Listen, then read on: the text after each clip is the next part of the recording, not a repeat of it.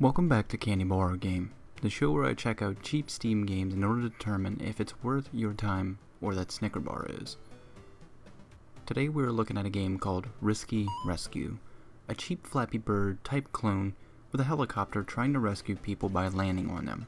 Seems simple, right? Wrong. That is absolutely wrong. Proved. I remember playing Flappy Bird for the first time and thinking, wow, this is super addicting, but it's also super annoying.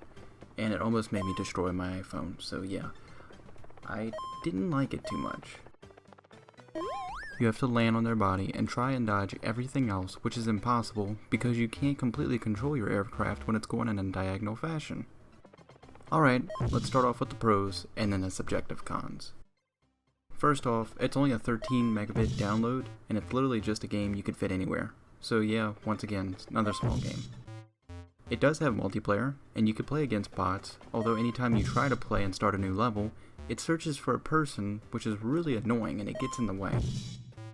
The soundtrack is retro type, and it's a bit catchy, I will say, so if you groove you lose. And it does have controller support, but we'll get into the controls in a second. It is a Flappy Bird clone, so if you're into that, it's here. And now the cons. After every single level, and every time you die, it will search for an opponent to play against you, or you can choose a bot. But why not choose a bot? Why not have a separate dedicated mode, bot or multiplayer? It's not like anyone else is sitting here playing this 24/7, and I almost always hit the invite button and bring up the Steam overlay every time I try to start a new game. If you don't like Flappy Bird, you won't like this, I can guarantee you that. The game is difficult and the bot is unforgiving, but maybe I'm just bad as usual. But you can definitely tell that the bot is trying to fly around and do exactly what you're doing, gets in the way, and it almost confuses you to a point where you're trying to beat yourself. The first level, to me, is a turn-off, and it shows how broken the control is intended to be in order for the game to be difficult. Now they could have just made it to where the plane does not fly diagonally, and it would have been a lot better, but it's just the way the game was made. The controls are awkward and clunky. Half the time they register, other times I'm trying to hit a button and my plane just hops around. And last, it feels like a terrible port from an Android game.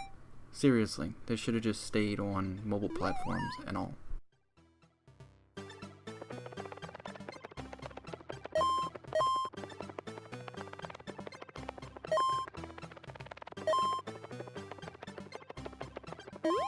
So my final thoughts on Risky Rescue?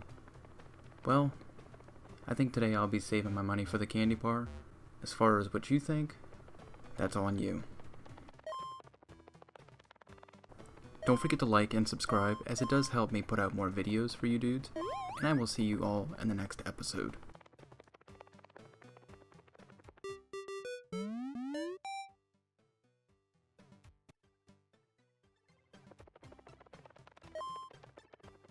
You